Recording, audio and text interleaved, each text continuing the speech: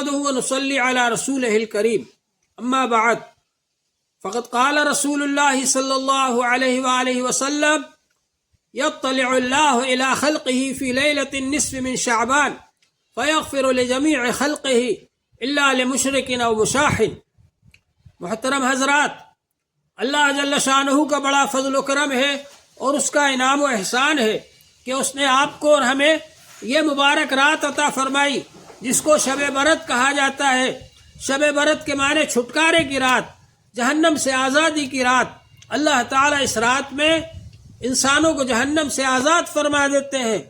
حضور پاک صلی اللہ علیہ وآلہ وسلم نے ارشاد فرمایا کہ اس رات کے اندر اللہ جل شانہ بندوں کی طرف توجہ فرماتے ہیں اور بندوں پر رحم فرماتے ہیں اور اللہ کی رحمت نازل ہوتی ہے بندوں کی طرف.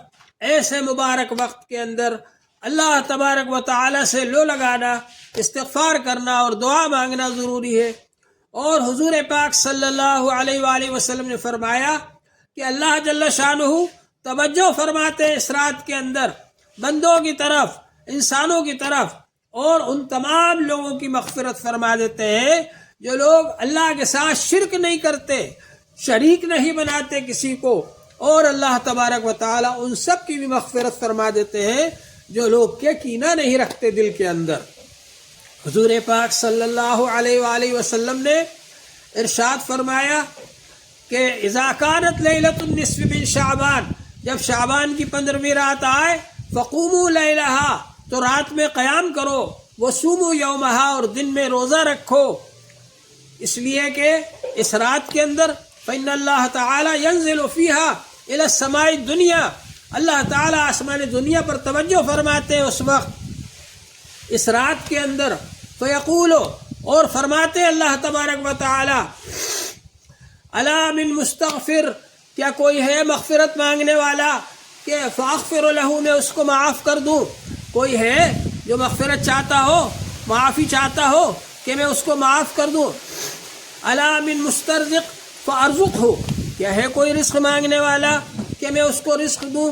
الا مبتلا فاعافیہ، ہے کوئی پریشان حال کہ میں اس کی پریشانی کو دور کروں. الا کذا، اس طرح سے یہاں تک کہ حتی یطلع الفجر، فجر کے وقت تک، مغرب کے بعد سے لے کر فجر کے وقت تک یہ سلسلہ جاری رہتا ہے. ایسے وقت کے اندر اللہ جل شانہ سے استغفار کرنا، توبہ کرنا، رزق مانگنا، اپنی پریشانی، دوسروں کی پریشانی دور کرنے کے لیے اللہ تعالی سے دعا کرنا، یہ سب کام اس رات میں کرنے کے ہیں. اور اللہ تبارک و تعالی نے ہم کو اس کے لیے موقع عطا فرمایا ہے. اس لیے زیادہ سے زیادہ اس رات کے اندر اللہ تعالی سے معافی مانگیں، استغفار کریں، اللہ تبارک و تعالی سے دعائیں کریں، اپنے لیے بھی اور دوسروں کے لیے. اور حضور پاک صلی اللہ علیہ وآلہ وسلم نے ارشاد فرمایا کہ اس رات کے اندر آئندہ سال میں کون کون بچے پیدا ہوں گے، آئندہ سال میں کس کس کی وفات ہوگی، آئندہ سال میں کس کس کو کتنا رزق ملے گا، یہ سب لکھ دیا جاتا ہے. یعنی اس کو جو لکھا ہوا ہے لوح محفوظ کے اندر، اس کو فرشتے نقل کرتے ہیں. اللہ تبارک و تعالیٰ کا یہ نظام ہے. یہ بجٹ کی رات ہے. اس رات کے اندر یفرق کل امر حکیم، اللہ تعالیٰ کی طرف سے فیصلے کیے جاتے ہیں. تو بہرحال اس رات میں اللہ تعالیٰ کی عبادت کرنا چاہیے. عبادت کا کوئی خاص طریقہ حضور پاک صلی اللہ علیہ وآلہ وسلم نے نہیں بتلایا، لیکن اللہ کے لیے، اللہ کے سامنے دعائیں کریں، مغفرت مانگیں، اور اللہ تعالیٰ کے سامنے حاضر ہو کر کے اپنی عاجزی انکساری کو ظاہر کریں اور روئے گڑ گڑائیں تو اللہ تبارک و تعالیٰ معاف فرما دیں گے. شرک کرنے والے کی ہرگز مغفرت نہیں ہوگی. یہ حدیث پاک کے اندر بھی آ گیا ہے، اور قرآن پاک میں اللہ تبارک و تعالیٰ نے فرمایا ان اللہ لا یغفر ان یشرک بہ ویغفر ما دون ذلک لمن یشاء. اللہ تعالیٰ شرک کرنے والے کو ہرگز معاف نہیں فرمائیں گے اور اس کے علاوہ جس کو چاہیں گے معاف کر دیں گے. تو شرک سے بچنا بہت زیادہ ضروری ہے. اللہ تعالیٰ کے دربار میں 3 قسم کی عدالتیں ہوں گی، 3 قسم کی فائلیں ہوں گی. ایک تو کفر اور شرک کے بارے میں، تو ان اللہ لا یغفر ان یشرک بہ، وَيَغْفِرُ مَا دُونَ ذَلِكَ لِمَن يَشَاءُ، شرک کرنے والے کی ہرگز معافی نہیں ہوگی، اللہ تعالیٰ شرک کرنے والے کے علاوہ جس کو چاہیں گے معاف فرما دیں گے۔ اللہ کی ہوگی، اللہ کے حق، اللہ کا حق ادا کیا کہ نہیں، اللہ تعالیٰ چاہیں گے معاف فرما دیں گے، اللہ تعالیٰ چاہیں گے سزا دے دیں گے۔ تیسری عدالت ہوگی حقوق العباد کی، بندوں کا حق۔ بندوں کا حق اس وقت تک معاف نہیں ہوگا جب تک کہ آپ اس بندے کو وہ حق ادا نہ کر دے جس کی حق تلفی کی ہے، جس کا مال چھینا ہے یا ضائع کیا ہے اس کا مال واپس کرو، اس کے بعد معافی مانگو، جس کو گالی دی ہے اس سے معافی مانگو، جس کے ساتھ برا سلوک کیا ہے اس سے معافی مانگو۔ بندہ جب تک معاف نہیں کرے گا اللہ جل شانہ معاف نہیں فرمائیں گے۔ تو اس رات کے اندر بندوں سے بھی معافی تلافی کرنا چاہیے اور اللہ تعالیٰ سے بھی معافی مانگنا چاہیے۔ تو یہ بڑی مبارک رات ہے۔ یہ جو گناہ بتائے گئے ہیں حدیث پاک کے اندر کہ اس رات میں اللہ تعالیٰ شراب پینے والے کو معاف نہیں فرماتے، شراب کا جو عادی ہے شرابی کو اللہ تعالیٰ معاف نہیں فرماتے، اور والدین کے نافرمان کو معاف نہیں فرماتے، اور اس رات کے اندر اللہ تبارک و تعالیٰ قطع رحمی کرنے والے کو، رشتہ توڑنے والے کو معاف نہیں فرماتے۔ اس رات میں اللہ تبارک و تعالیٰ اس کو معاف نہیں فرماتے جو شخص کے ٹخنے سے نیچے اپنا پاجامہ لٹکاتا ہے۔ تو یہ سب چیزیں جو بتائی گئی ہیں یہ گناہ کبیرہ ہے، اور گناہ کبیرہ کے بارے میں اللہ تعالیٰ نے بتلا دیا ہے جب تک کوئی توبہ نہیں کرے گا اس کو معاف نہیں کیا جائے گا۔ توبہ کرنا ضروری ہے، اس لیے اس رات میں اپنے سارے گناہوں سے توبہ کریں، اور اگر بندوں کے حق ہیں تو ان سے معافی تلافی کریں تاکہ ہم اللہ تعالیٰ کی نظر میں اچھے بن جائیں اور اللہ تعالیٰ اس رات میں ہماری مغفرت فرما دے۔ یہ کوشش ہونا چاہیے ہماری، اور جو عبادت بتلائی گئی ہے جس موقع پر اس موقع پر کرنا ہے، لیکن شب برات میں رسول پاک صلی اللہ علیہ وآلہ وسلم نے کوئی خاص طریقہ عبادت کا نہیں بتلایا ہے، لہذا اس رات میں کوئی مخصوص طریقے سے عبادت نہیں ہے، اور رات کو جمع ہونا یا مسجدوں کے اندر جمع ہو کر کے اجتماعی عبادت کرنا یہ ثابت نہیں ہے۔ کتابوں میں لکھا ہوا ہے کہ نفل عبادت کے لیے مسجدوں میں جمع ہونا یہ کراہت سے خالی نہیں، مکروہ ہے، اس سے بچنا ضروری ہے۔ ہاں، اپنے گھروں پر رہ کر نفل عبادت کریں، توبہ استغفار کریں، اللہ تعالیٰ سے معافی مانگیں، تو یہ بہت اچھی بات ہے۔ اسی طرح حضور پاک صلی اللہ علیہ وآلہ وسلم نے ہم کو اور آپ کو یہ بتلایا ہے کہ ہم اس طریقے سے اللہ کی عبادت کریں، اللہ سے معافی مانگیں، گناہوں سے بچیں، تو انشاءاللہ تبارک و تعالی یہ رات ہماری بہت قیمتی رات ہے، اور اس میں ہم اپنی مغفرت کرانے میں اگر کامیاب ہو گئے تو یہ رات ہماری بہت اعلیٰ درجے کی رات ہو جائے گی۔ اس رات کی ہم کو قدر کرنا چاہیے۔ اللہ جل شانہ ہم سب کو نیک اعمال کی توفیق عطا فرمائے۔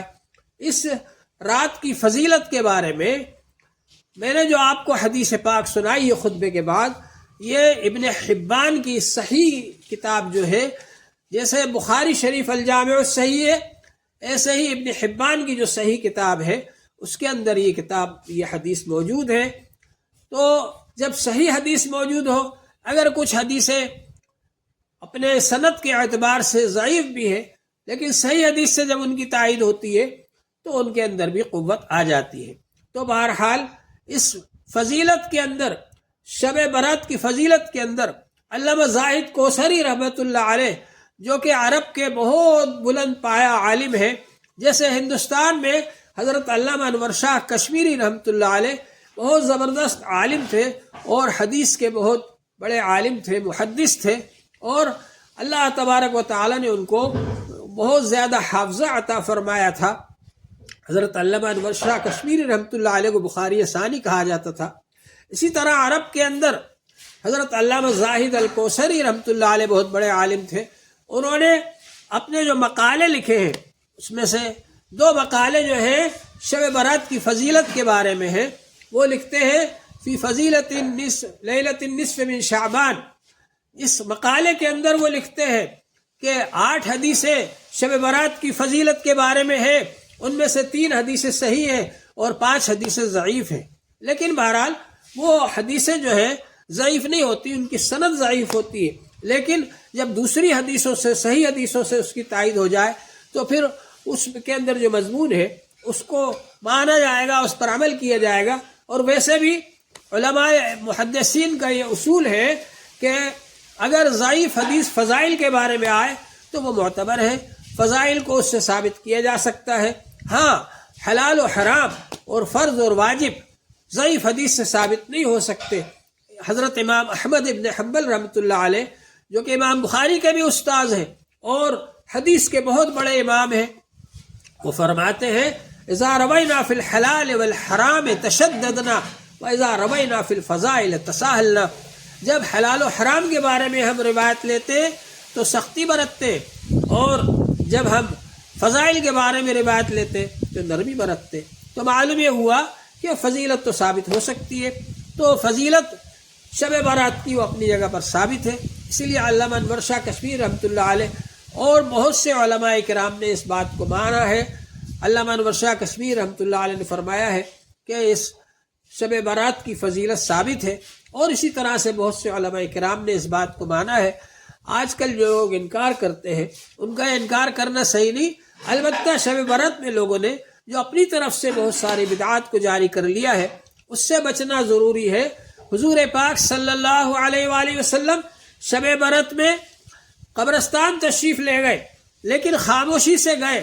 حضرت ابوبکر رضی اللہ عنہ کو نہیں بتلایا، حضرت عمر رضی اللہ عنہ کو نہیں بتلایا، حتیٰ کہ حضرت عائشہ رضی اللہ تعالی عنہ جو قریب میں سو رہی تھی ان کو بھی نہیں بتلایا، خاموشی سے اٹھ کر رات میں تشریف لے گئے۔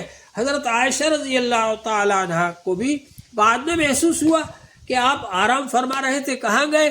پھر انہوں نے تلاش کیا آپ کو تو دیکھا کہ آپ قبرستان میں کھڑے ہو کر دعا فرما رہے ہیں، اور جب آپ واپس تشریف لائے تو آپ نے بتلایا کہ شب برات ہے اور میں مردوں کے لیے استغفار کرنے گیا تھا۔